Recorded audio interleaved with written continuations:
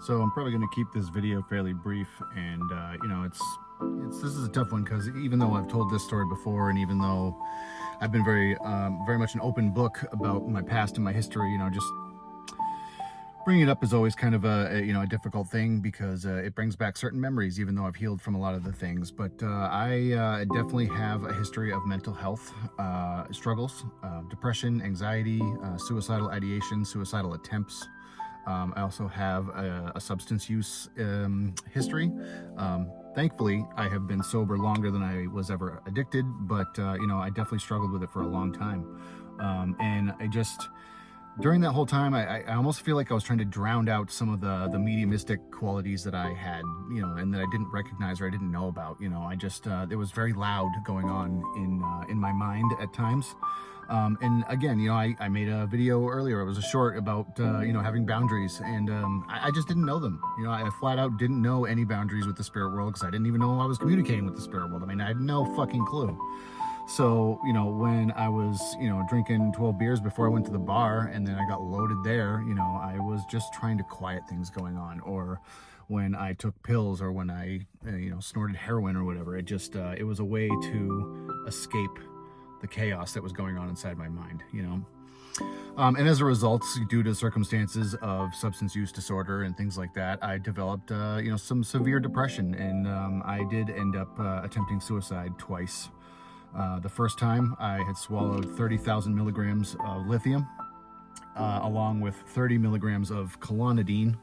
And I know 30 milligrams doesn't sound like a lot, but 30 milligrams is basically a full month's supply, along with 30,000 milligrams of lithium. It's basically two full 1 month supplies of each. And I swallowed them all. And, I remember being in the hospital because somebody had called an ambulance, and because I wasn't acting right. I wasn't feeling good. So when I got to the hospital, they had me, drink some charcoal, and it was rough. It was pretty brutal.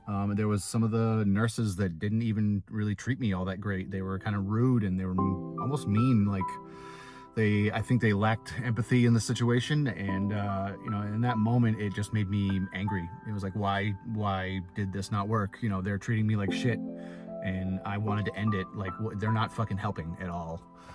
It did take many years of, cognitive behavioral therapy, dialectical behavioral therapy, regular therapy. I mean, all the therapies, it just took all that stuff, years and years of it. And sometimes being on medications, sometimes needing stuff to get myself through, which, if you are in need of medication, there's nothing wrong with it, as long as you're not abusing it or taking it not as the doctor prescribes. I'm an advocate for, if you need help, then fucking get it.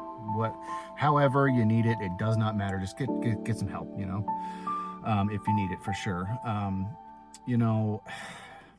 just, with the other suicide attempt, I did self-harm. I cut myself really bad to the point where I needed 11 stitches on my wrist. And there was several times being in and out of mental health facilities that just, were hard. It was very hard. It's hard. It's interesting because my life is so unbelievably different now. It is a complete and total 180.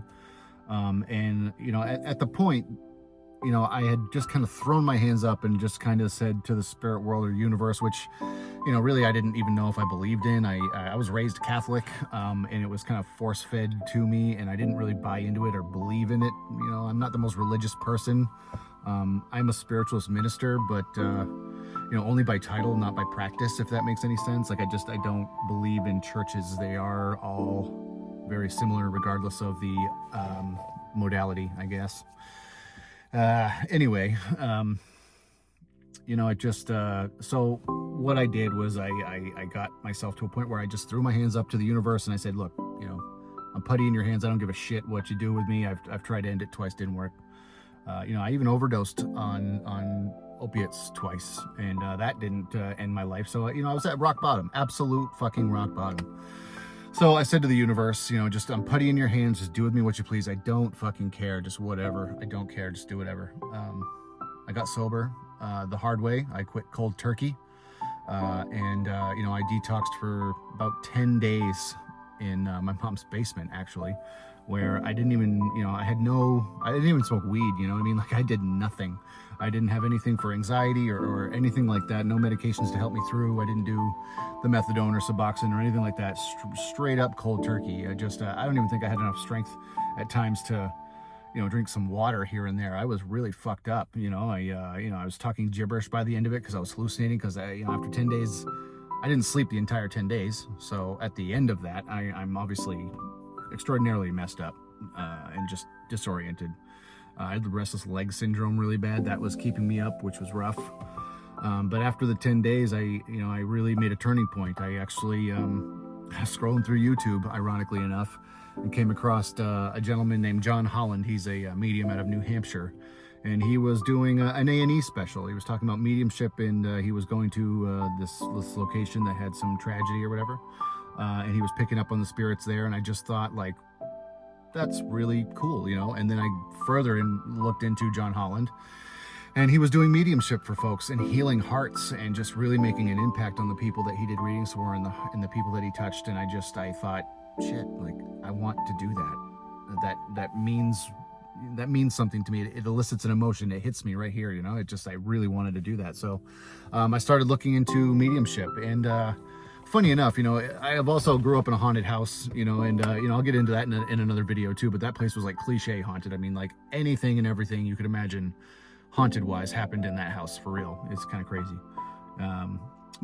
So I had some inkling that, I would say I could feel when a ghost was around, but that is it. I didn't know really much about, I knew what a psychic was, obviously. I didn't really know about mediums. I just kind of lumped it all into one category, which is easy to do when you don't know. So I started studying, what does it mean to be a medium?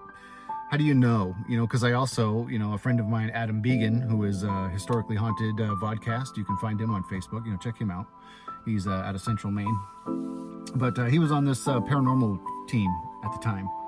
And I was really kind of like, oh, that's really cool, because we both were in bands. My band Stillborn Condition and his band Culling the Herd. We used to play together all the time. So, of course, we got to talking at a show one time. He told me about his paranormal adventures, and I wanted to be a part of it. So I did. I joined a team. Adam and I, one time, just him and I were cruising around. And we came across this place called Parsonsfield Seminary. And again, I've talked about this a lot in podcasts and in my books and things like that. But came across the seminary. We got allowed inside by the caretakers, which was cool. They took us for a tour. We walked around and I started getting impressions of stuff. And then I was like, well, this got to be my imagination. I was kind of like a skeptic, honestly, with all this before I even knew what it was. So I didn't really believe in much of it. I thought it was my imagination. I'm like, this can't be fucking real. You know what I mean? So again, going back to YouTube and looking up Parsonsfield and seeing another medium on a team investigating that location. And she was saying the same things that I was feeling and stuff. My jaw dropped and I couldn't believe it. So I further investigated it and I further studied it. And, it's been almost 10 years now since I've been doing full-blown mediumship. I started in 2016. So, 10 years now, I guess if it's 2026, it's kind of nuts. But I've just not stopped since then. I hit the ground running and went for it. And honestly, it saved my life, Mediumship truly saved my life. I think part of it that helps me with the mediumship is the trauma-informed stuff. I've gone through a lot of trauma in my life, physical, mental, emotional, spiritual abuse. All of it. And I've tried to heal as much as I could from those things. And, I'm still in forms of therapy today, and so I encourage anybody who is in therapy that, to keep going with it and to have some benefit there. But I think that helps me with my mediumship because I know what it's like to grieve and I know what it's like to hurt. And the spirit knows that, and spirit uses their words through me and other mediums to get that healing across and hopefully heal some hearts. So it's a little bit about my past and my history. And for anybody who might have been triggered by some of this stuff, I do apologize, but it is a real look at my history and my life. I hope and truly hope and pray that anybody who has gone through this has made it on the other side, and that they're doing well, and that they keep doing well. And anybody who is ever in a situation where they need some, a pick me up, or any sort of like, help, or any sort of like, uplifting, just message me, hit me up. You know what I mean? Like I want to help in any way I can. If somebody's struggling to be sober, like, let me know. Like, I've been through it. I've done it. I feel what you're feeling. You know what I mean? I can do my best to at least let you know that there's an ear on the other end of the phone, or the keyboard, or whatever it might be. So I hope you guys like this video. I hope it helped in some way, shape, or form. And just, thank you so much for tuning in. If you've watched for this long, I know I've been babbling, but this is it's been cathartic for me as well, just to kind of get it out, and just kind of it's always nice to go through this stuff, share the story, and hopefully it helps somebody else. And if it does help even just one person, I know it sounds cliche, but if it helps just one person, then truly, like, that's really what it is all about, because one person helps another, and it's a good thing. So all right, guys, well, take care. We'll see you in the next one.